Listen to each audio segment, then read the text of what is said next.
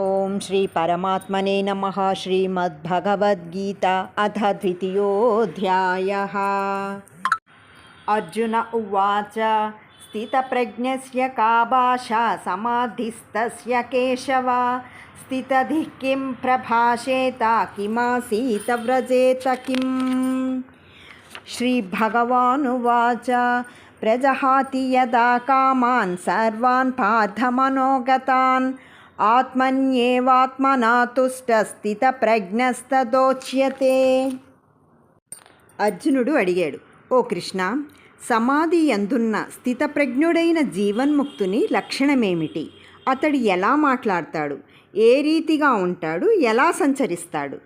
దానికి శ్రీకృష్ణుడు ఇలా చెప్పాడు, అర్జున, ఎప్పుడు మనుష్యుడు తన మనస్సులోని కోరికలను పూర్తిగా వదిలివేస్తాడో, ఆత్మయందే నిర్మల చిత్తముతో ఎప్పుడు తృప్తిని పొందుతూ ఉంటాడో అతడు స్థితప్రజ్ఞుడు అని చెప్పబడతాడు.